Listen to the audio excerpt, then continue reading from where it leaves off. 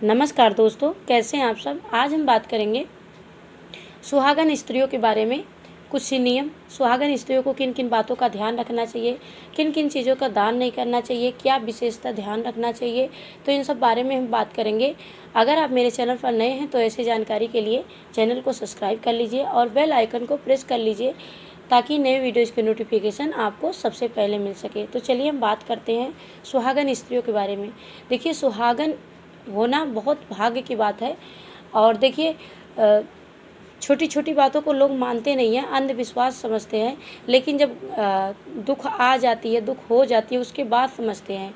फिर बाद में समझने से क्या फ़ायदा। ये छोटी छोटी जो गलतियां करते हैं उनसे बहुत बड़ी हानि होती है। तो सुहागन स्त्रियों को विशेषता ये सब बातों का ध्यान रखना चाहिए और मानना भी चाहिए। बहुत सारे लोग ऐसे मिल जाएंगे जो आपको बताएंगे ये सब कुछ नहीं होता है, ये सब नहीं मानना चाहिए। ये सब अपनी मन से बनी बनाई बातें नहीं है, शास्त्रों में लिखा गया। हम लोग चलते कैसे हैं, शास्त्रों के हिसाब से चलते हैं।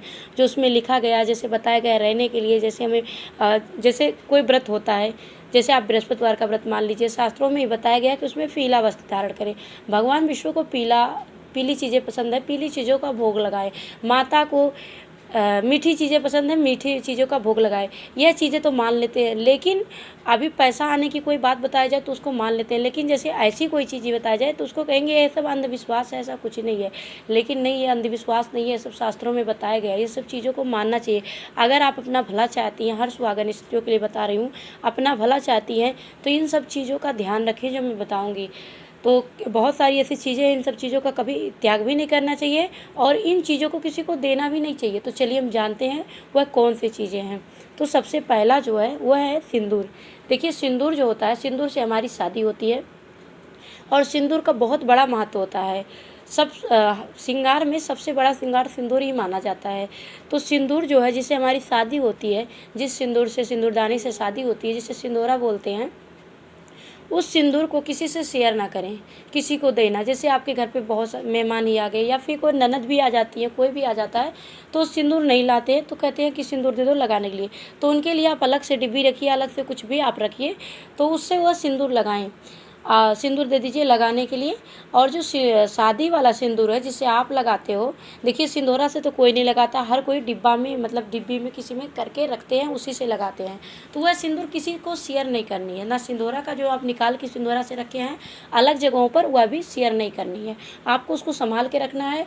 आप खुद केवल लगाना है, किसी को नहीं देना है। और सिंदूर आप अलग से लाके आप दान भी किसी को कर सकते हैं।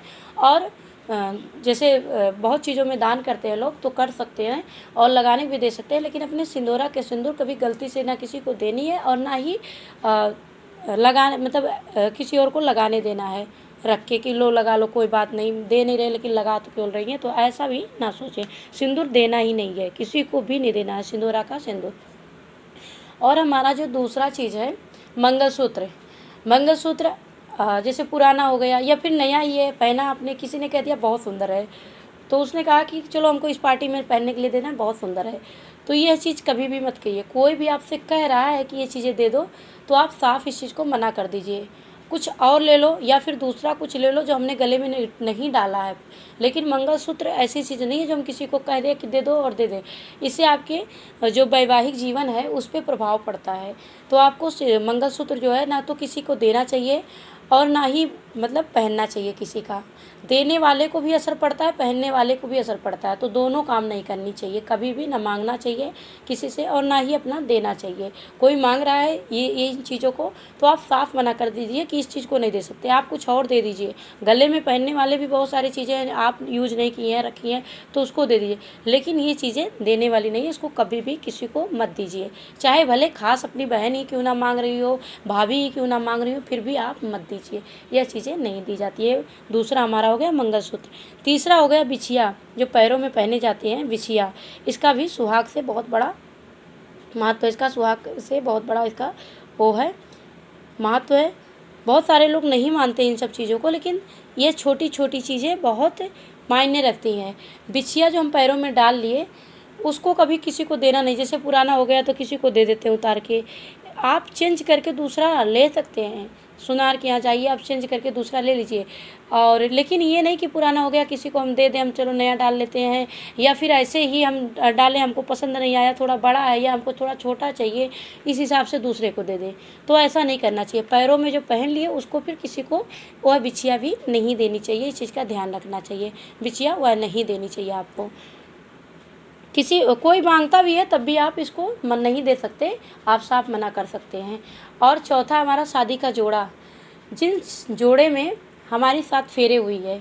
देखिए शादी आजकल सब फैशन बन गया है, इसीलिए शादियां भी टूट रही हैं बहुत ज़्यादा। जैसे शादी जैसा कोई चीज़ महत्व रहा ही नहीं गया, शादी जैसा मानते ही नहीं, शादी जैसा नियम पालन नहीं करते हैं, तो सुहागन स्त्रियां भी इतना ध्यान नहीं देती हैं, इसलिए इतनी सारी समस्याएं आ रही हैं। कहीं तलाक हो रहा है, कहीं झगड़े विवाद, बहुत सारे प्रॉब्लम आ रही है। तो इन छोटी छोटी बातों का ध्यान रखेंगे तो आपके वैवाहिक जीवन में कभी भी परेशानी नहीं आएगी। हमेशा आप सुखी रहेंगे, हमेशा आप संपन्न रहेंगे। तो देखिए जो है शादी का जोड़ा, जिसमें आप 7 फेरे लिए हैं, वह शादी का जोड़ा माना जाता है। चाहे चुनरी हो, शादी जो भी आप कपड़े उसमें पहने हैं उसको आप बहुत संभाल के रखिए। आप खुद यूज कीजिए, किसी को भी यूज करने ना दीजिए, कभी भी मत दीजिए। अगर कोई आपसे कह रहा है कि बहुत सुंदर साड़ी है, मुझे दे दो एक दिन के लिए पहनने के लिए, फिर भी आप कोई और साड़ी दीजिए, कुछ भी कीजिए, लेकिन वो जो शादी का जोड़ा है वह किसी को भी नहीं देना चाहिए, खुद यूज करना चाहिए उसको। जो भी शादी में आप पहने थे, ऊपर से चुनरी होती है, साड़ी होती है, बहुत सारी होती है, तो वह चीज़ें किसी को भी ना दें, आप उस चीज़ों को खुद यूज करें। यह 4 चीज़ें हैं जो कभी किसी को नहीं देनी चाहिए, इस चीज़ का ध्यान रखना चाहिए। पहला है सिंदूर, दूसरा है मंगलसूत्र, तीसरा है बिछिया और चौथा है शादी का जोड़ा। देखिए हम सुहागन स्त्रियों को एक सिंदूर से ही पहचान पाते हैं कि सुहागन स्त्री है, मंगलसूत्र से पहचान पाते हैं। आजकल तो लोग मंगलसूत्र भी बहुत कम पहनने लगे हैं, चैन डाल लेते हैं और कुछ डाल लेते हैं, लेकिन हर सुहागन स्त्री, चाहे कोई थोड़ा लगाता है कोई ज़्यादा लगाता है, लेकिन सुहागन स्त्री, हर सुहागन स्त्री लगभग सिंदूर लगाती ही है। अगर वह मानती है अपने शादीशुदा जीवन जो है, वो अपने पति को मानती है और अपने वैवाहिक जीवन को मानती है, तो वह सिंदूर ज़रूर लगाती है। हाँ, फ़र्क बस इतना, कहीं थोड़ा ज़्यादा लगाते हैं, कहीं थोड़ा कम लगाते हैं, मतलब क्षेत्र का फ़र्क होता है, जगह का फ़र्क होता है। लोग बहुत, जैसे यूपी बिहार में सिंदूर ज़्यादा लगाते हैं, मांग भर के लगाते हैं, और जैसे दिल्ली में हो गया तो यहाँ सिंदूर बहुत लगाते हैं, लेकिन बहुत कम लगाते हैं, मतलब नाम के लिए बस लगाते हैं, मांग उतना नहीं भरते हैं। तो ऐसा नहीं कि लगाते ही नहीं है, शादी हो गई तो हर कोई लगाता है, बस यही है थोड़ा सा क्षेत्र के, अपने जगह के हिसाब से थोड़ा कम ज़्यादा लगाते हैं। वैसे मांग भर के ही सुहागन स्त्रियों को लगानी चाहिए। मांग भरने का एक अलग ही महत्व है। कहते हैं मांग भर के जो महिला सिंदूर लगाती है, जो स्त्री सिंदूर लगाती है, उसके पति की सौभाग्य हमेशा बनी रहती है। लेकिन क्या है कि बहुत जगहों पे ऐसा हो जाता है, कोई जॉब कर रहा है, कोई ऐसा कर रहा है, तो वहाँ पूरा प्रॉपर मांग भर के बहुत जगह जाना अलाउ भी नहीं होता है, बहुत जगह ओड लगता है, नहीं जा पाते हैं, ऐसा भी लोगों को लगता है। तो आप लगा लीजिए, फिर आप ऊपर कंघी कर सकते हैं या खड़ी कर सकते हैं, लगाने के बाद ऐसा भी कर सकते हैं, लेकिन लगाना ज़रूर चाहिए। तो सुहागन स्त्रियाँ इन चीज़ों का ध्यान जरूर रखें और इन चीज़ों को कभी किसी को भूल कर भी ना दें।